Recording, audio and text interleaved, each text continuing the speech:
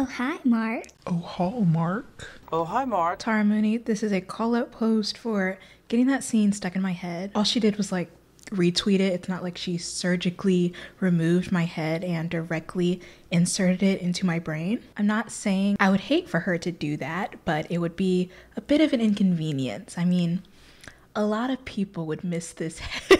Speaking of my head, my hairline is busted right now. That's why you're seeing this hat for the second time this year in the second video I've posted this year. I only own one hat. No one's gonna mention the hat. I don't know why I am fixated on it. I know no one cares. I always have these pre-film jitters about my appearance, and you guys are always really sweet, so that's nothing to really worry about. I mean, I know I'm hot, but do other people know I'm hot? Do you think I'm hot? Don't be shy. I need the validation. Trust me. When I was 15, I became extremely aware of how I looked to others. I would put on my cheap Hot Topic accessories every day. I'd bump the ends of what was left of my hair and pin it back with a red bow to match the red lining of my jacket, which, by the way, never saw a day off because I wore it 24/7. She was hanging on by a thread. I was very conscious of how I presented to others, aware of what I looked like from every single angle, so I knew which ones to favor and which ones to hide. I drew my eyeliner on as chunky as I could get it, not really because I wanted to, but because I was new to the world of makeup and you know what they say about practice. Unlike all of these performances, perfume was invisible to everyone else, at least from a distance. How I smelled was less about visuals and more about personal comfort. My introduction into perfume was getting my mom to buy those Dollar General perfumes. They came in different scents, but I swear to God, they were selling the same bottle in different colors. When I was older, I began getting those small samples from my Sephora subscription so that I could see which scents I wanted. But those would get used up in like 3 sprays, and I couldn't really sit with the scent to decide if I wanted it, so I never brought a full-size bottle. And then I started hearing a lot about today's sponsor, Scentbird. Scentbird is a fragrance subscription service that gives you the opportunity to shop from over 600 brands, including some high-end names like Gucci, Prada, and Cartier. With such brand names, you'd think they'd be giving you those little bitch bottles. Look at this. This is a big boy. Scentbird's vials are 8 times bigger than standard samples, allowing you to test out these scents for up to 30 days. The ones I got this month are Versace's Bright Crystal, Rebecca Minkoff, Eau de Parfum, and Floriel by Vince Camuto. Based on visuals alone, Versace and Rebecca Minkoff have a very classy, grown-up look to them, which I'm trying to embody more. But Vince Camuto is more girly and princess-like, which is more my speed. Look at how much I've used this. I was trying to hold off so you guys could see just how much comes in one vial, but damn bitch, the bottle's not going anywhere. Versace Bright Crystal was my second favorite. It's like a mixture of fruit, flowers, and a hint of musk. Even a mismatch is a win with Scentbird. Rebecca Minkoff normally retails for nearly $100, and just by using Scentbird, I got to test it out for way less, and I didn't have to commit to a full-size bottle before realizing I didn't like it. Scentbird's subscription is just $16, and if you think you found the perfume of your dreams and you want to hold off on trying new ones, you can actually skip a month with no penalties. If this sounds like something you want to try out or you just want to support me, that's fine too. You can use my code SHANSPEAR to get 55% off your first month at Scentbird. That's SHANSPEARE to get 55% off your first month at Scentbird. Thank you, Scentbird, for ironically sponsoring this video. Now let's get a little pretentious. I highly recommend going into the description, checking out the sponsor, and furthering your research using the sources I have provided. Maybe you'll find yourself down a wormhole. Maybe you'll find yourself in a Taco Bell parking lot at 3 in the morning, reading a Wikipedia summary of complex literary theory. Who knows? All I know is this bitch is subjective. Never treat a video essayist as your only source.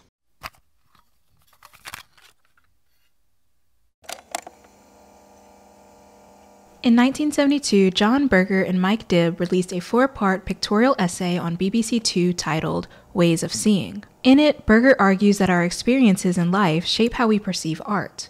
We all absorb thematic pieces differently, and it shouldn't be guided by the standards or biases of the elite. More specifically, Berger talks about women. He talks about the adulation yet simultaneous degradation of their bodies in art. How, without fail, this adulation and degradation can also be found in television, magazines, and the real world. Berger's interrogation of how society views women versus how we view ourselves has dominated pop culture, spanning from feminist theory to aesthetic Tumblr posts. I would argue that it has survived this long because Berger contextualizes the reality so many people assigned female at birth experience. He states, "Men dream of women. Women dream of themselves being dreamt of. Men look at women. Women watch themselves being looked at. Women constantly meet glances which act like mirrors, reminding them of how they look, or how they should look. Behind every glance is a judgment. Sometimes the glance they meet is their own, reflected back from a real mirror." End quote. This constant surveillance is what I noticed 8 years ago when I was a 15-year-old girl putting on her chunky eyeliner and Hot Topic accessories. It's that feeling I had when I became severely aware of how I looked to others, how the back of my head looked in class, how my side profile looked from across the room. People sometimes looked at me, but I was always looking at me, floating above my body and making sure every performance I gave was the right one. These performances, in my opinion, are guided by the way we're socialized. From a young age, we're fed images of what we're supposed to be, what it means to be attractive, admired, desired, and perfect. We internalize these images and, in turn, compare ourselves to them. In reality, they're just another form of surveillance, another camera pointed at our every move. Let's zoom in a bit, shall we? When we are girled, we are entered into a realm of girldom that has been built up over a long time, a series of conventions, sometimes conflicting, that establish girlness within society. We don't just choose it, and it is not just imposed on us, but that social reality can and does change. Gender is an assignment that does not just happen once, it is ongoing. We are assigned a sex at birth, and then a slew of expectations follow, which continue to assign gender to us.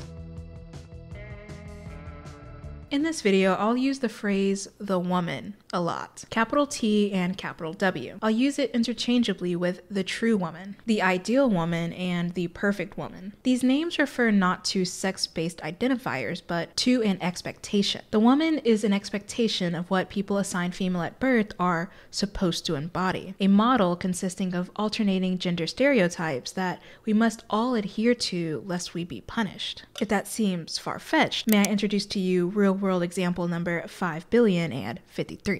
There is no stable image of the woman in pop culture. She constantly changes her clothes and her hair and her bodily proportions. Sometimes she's just one of the guys, and other times she's stereotypically feminine. But in these alterations, some traits remain the same. For instance, the woman has historically been expected to be submissive. In classical Athens, women were confined to the home, where they were considered subordinates under the master, which was typically a male relative. Even in more lax ancient societies like Sparta, where women were allowed to run estates, they were still banned from speaking at assemblies and partaking in politics. The same could be said for the colonial woman. In The Cult of True Womanhood, 1820 through 1860, Barbara Welter explores what true womanhood meant in the 19th century. Unlike the European Victorian ideal of the angel in the house, made popular through literature at the time, the perfect American colonial woman was the hostage in the house. She had to be pious, pure, submissive, and domestic. Any woman who opposed this was not a true woman, and anyone at all who did not uphold these values, quote, despised the appointments of women's existence, end quote, and, quote, was damned immediately as an enemy of God, of civilization, and of the Republic, end quote.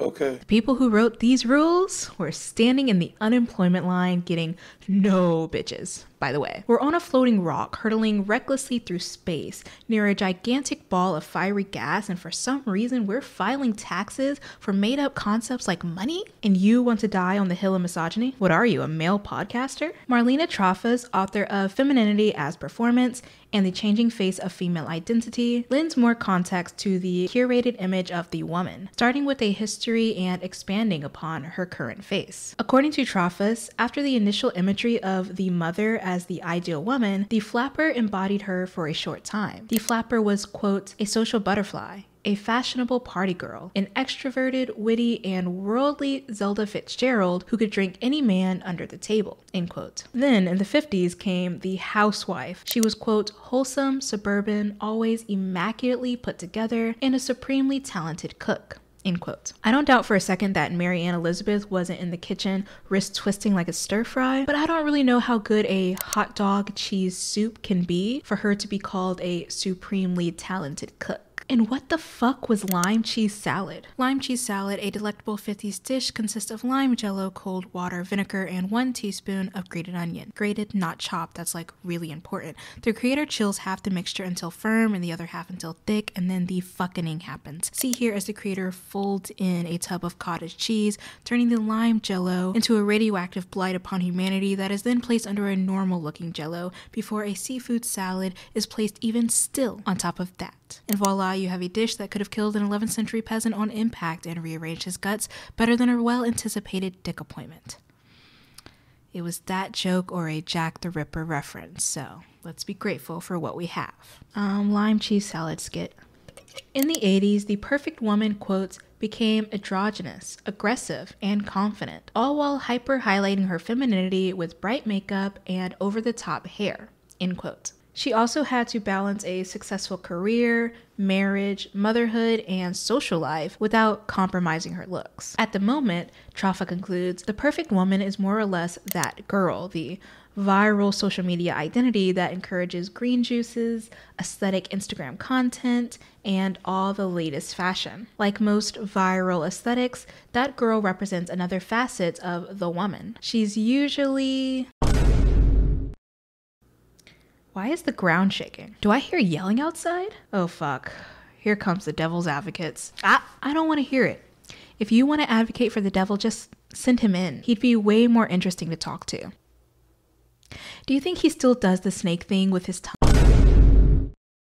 While it's true that white women, as well as every woman ever, has a history and possible future of being unfairly discriminated against, brutalized, degraded, and disrespected, that truth exists alongside another truth that white women have had and will continue to have immense privilege compared to women of color, simply because of their skin tone. I'm not saying being desirable by men is a privilege. If anything, it's an insult. But the way in which white women have been historically protected, valued, and represented is. For the sake of the following examples, I'm going to be focusing specifically on Black women, but all women of color have faced varying levels of dehumanization and defeminization by European beauty standards. Bell Hooks wrote in 1981, "No other group in America has so had their identity socialized out of existence as have Black women. When Black people are talked about, the focus tends to be on Black men, and when women are talked about,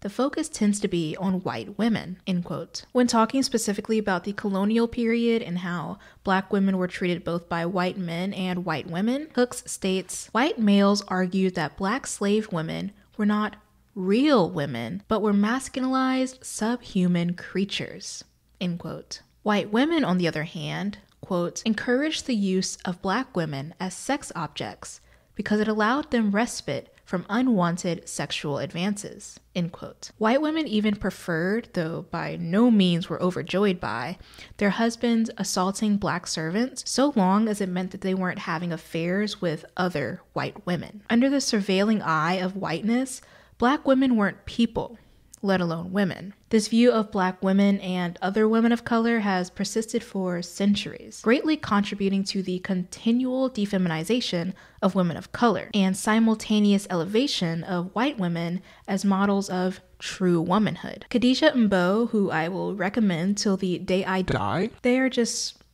really a fantastic creator, and I think they should get their flowers today. They released a video about a year or two ago titled "Beauty is in the Eye of the Colonizer," which really sums up this argument. The woman's image is dictated by a mix of racism, colorism, ableism, transphobia, fatphobia, and ironically, sexism. If AFAB people fail to embody these, they're a disgrace to womanhood. This creates a cause and effect situation. The cause being the previously mentioned gender expectations, and the effect being socialization and subsequent performativity.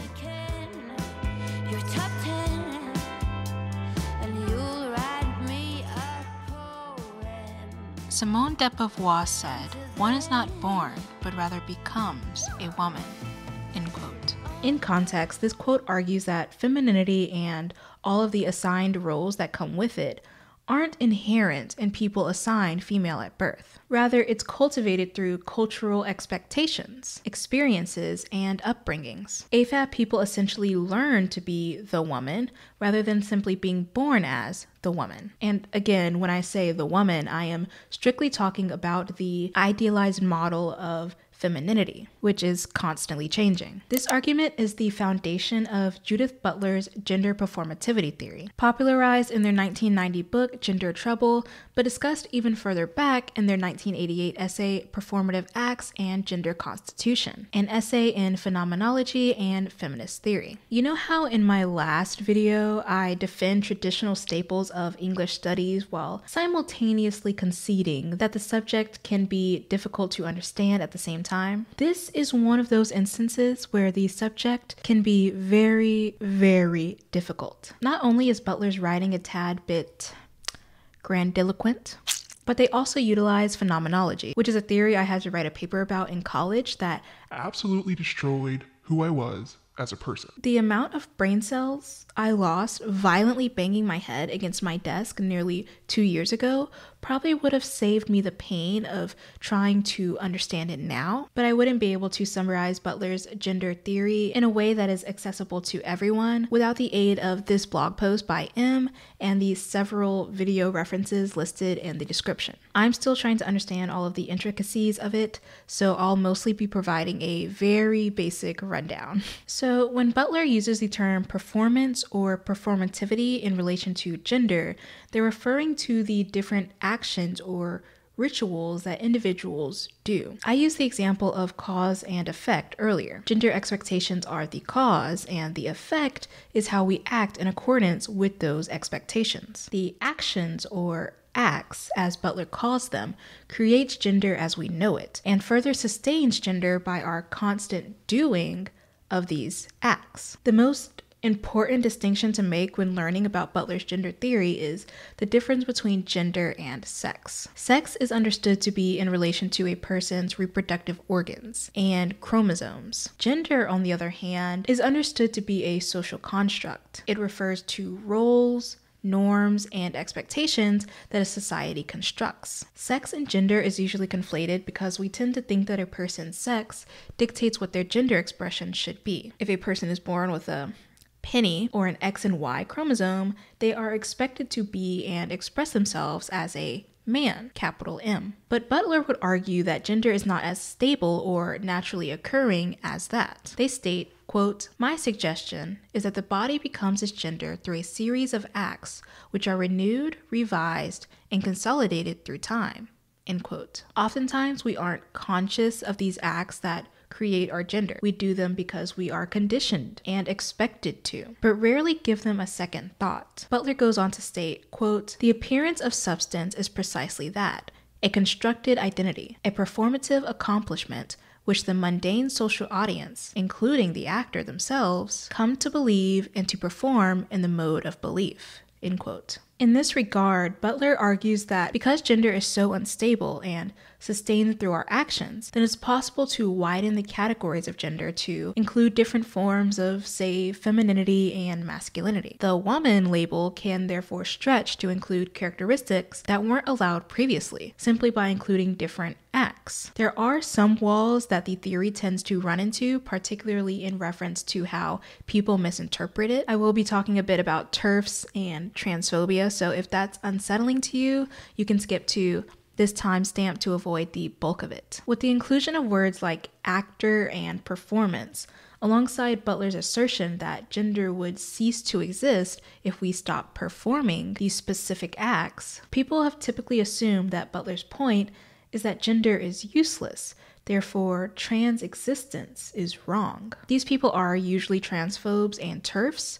TERF, by the way, standing for Trans Exclusionary Radical Feminists. Jessie Gender did an entire deep dive into that ideology, so if you're new to it or simply want to learn more, I'll leave it linked down below. TERFs and the like assert that Butler's whole argument is that gender is a choice, and it could be taken on and off at will, ignoring the fact that Butler is actually asserting that gender performativity proves that everyone should be allowed to express the gender they feel most comfortable with. In the process of researching this video, I even came across a Tumblr page that uses Butler's theory of performativity to assert that trans women are actually men who are choosing to perform as women in order to harm or steal opportunities away from cis women. That same page argues that trans men are confused women who have been tricked into siding with the patriarchy in order to be accepted, which is a viewpoint J.K. Rowling herself allegedly agrees with. The Tumblr page even uses Butler's theory to argue that non-binary people don't exist, and if they do, they're also confused people who have no agency, which is ironic because Butler himself is non-binary. The reason TERF ideology is likened to transphobia and can't or shouldn't hide behind the guise of protecting real women is because it is actively harming trans people and the cis women they claim to be protecting. As Carol Hay, author of Who Counts as a Woman, states, any attempt to catalog the commonalities among women, in other words, has the inescapable result that there is some correct way to be a woman. This will inevitably encourage and legitimize certain experiences of gender and discourage and delegitimize others, subtly reinforcing and entrenching precisely those forces of socialization of which feminists claim to be critical. And what's worse, it will inevitably leave some people out. It will mean that there are quote-unquote real women whom feminism should be concerned about, and that there are imposters who do not qualify for feminist political representation. End quote. Isn't it funny that TERF ideology is almost identical to the racist viewpoints colonial white people had about black women? It's similar to how women of color have historically been forced out of feminist circles because we aren't woman enough for white feminists. It's similar to how women of color are constantly stripped of our womanhood based on tired and exclusive guidelines. Isn't it funny how all of these bigoted viewpoints tend to use the same rhetoric, picking and choosing who is worthy of protection? And isn't it funny that it's always a certain demographic? Wonder what that's about. This is exactly what TERFs are doing.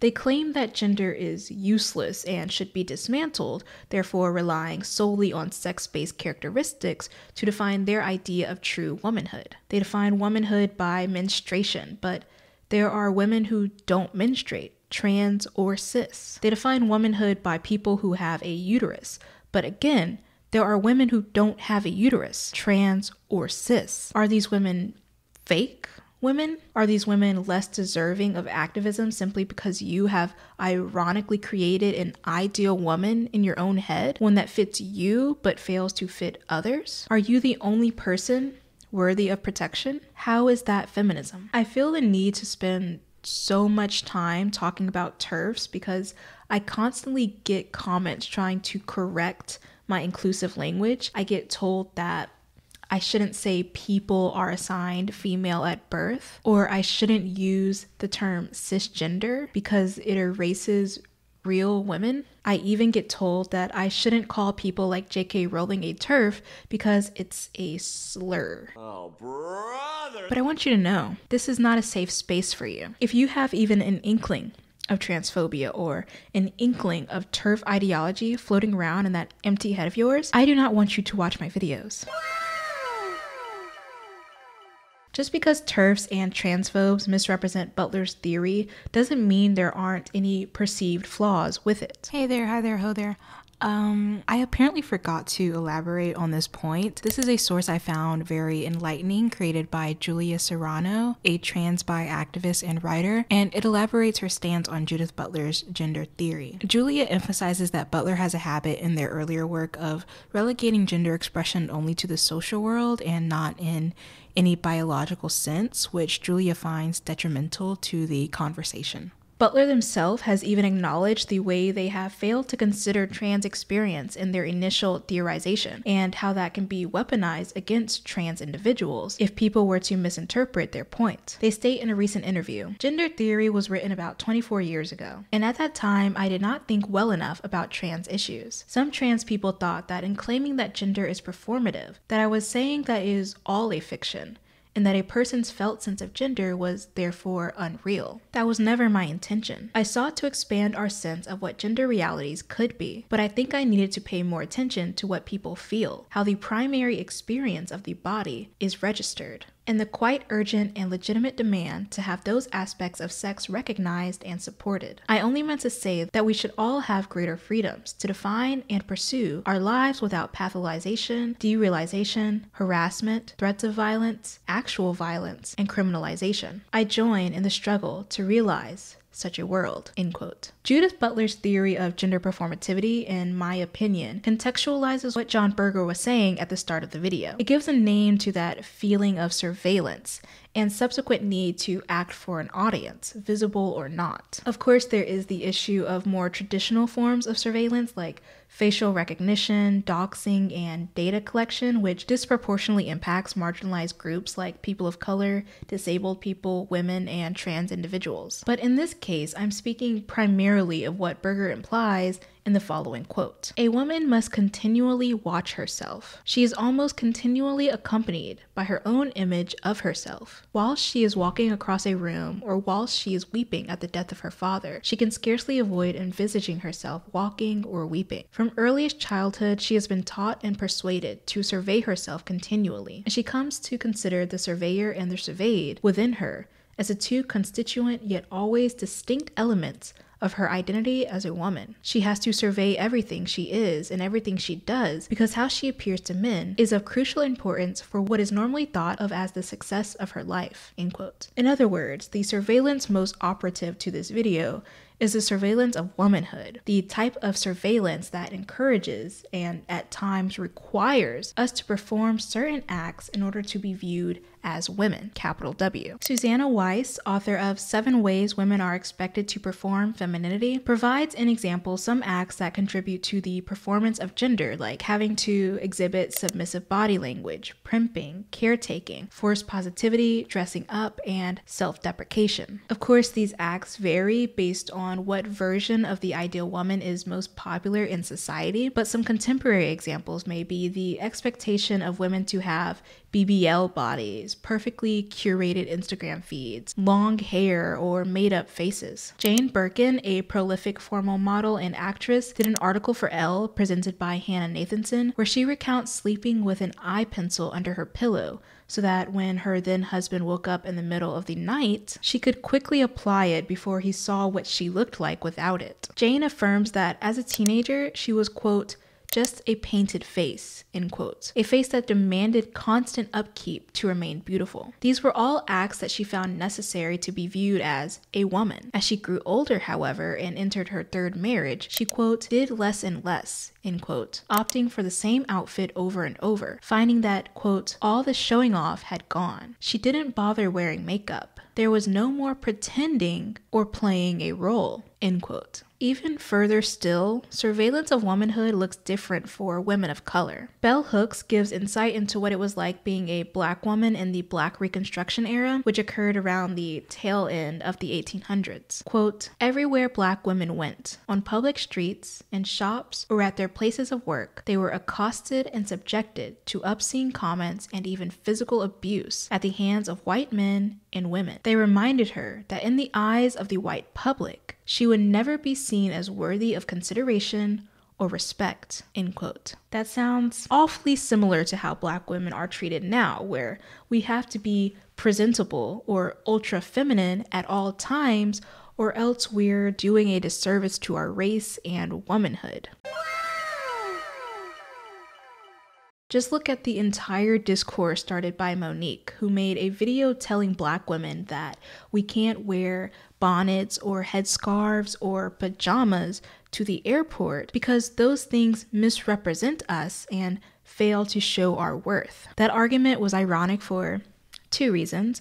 One, she was wearing a robe during this video, and two, white women have always been allowed to indulge in the lazy girl or just rolled out of bed aesthetic and have rarely been publicly condemned for doing so. The bar has always been irretrievably high for women of color while remaining rather reachable for white cis women. This is also a reality for plus size women who are denied their femininity as a whole, but especially when they aren't dressed up and are constantly told they are lazy or unwomanly, while skinny women are allowed to embrace low-maintenance looks without much pushback. Marie Southard Ospina puts this into perspective with her article, Why is Hyperfemininity Expected of Fat Women? Stating, quote, "Fat women will be better received by society at large if they somehow make recompense for their fatness. Our bodies are never not on trial, and one way to proclaim innocence is to be as feminine and womanly as possible in every respect outside of BMI," end quote. For trans women, they are expected to embody perfect femininity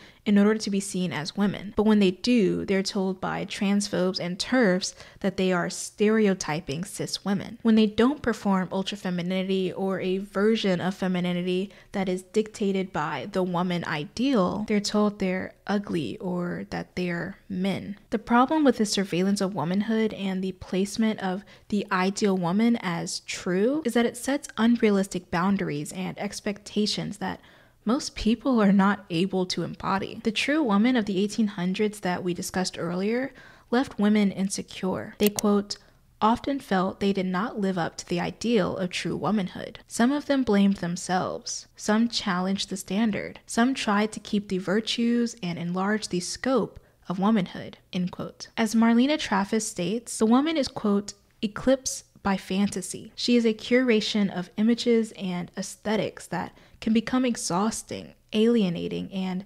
exclusive, which over time pushes other women out if they weren't already by racist, transphobic, ableist, or fatphobic guidelines. Most people argue that the only way to eradicate these feelings within AFAB people is to completely eradicate gender. At the moment, I'm not sure how I feel about that, only that this quote from Judith Butler does tend to resonate.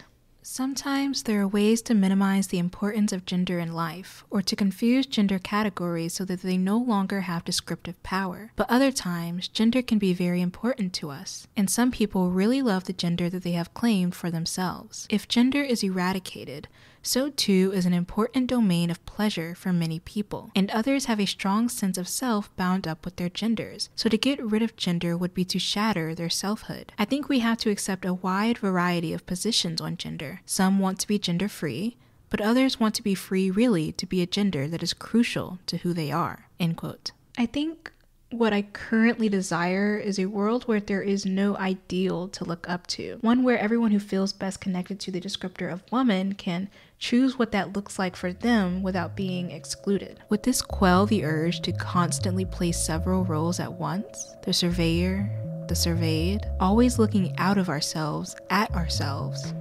wondering, hoping that we'll be free one day.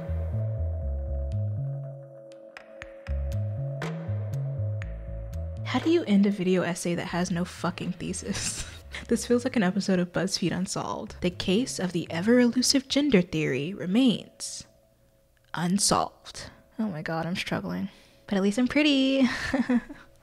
Please don't forget to check out Scentbird for 55% off your first order of delicious smelling perfumes. I will see you in March, where I hopefully have a more compelling script. Bye. Love you.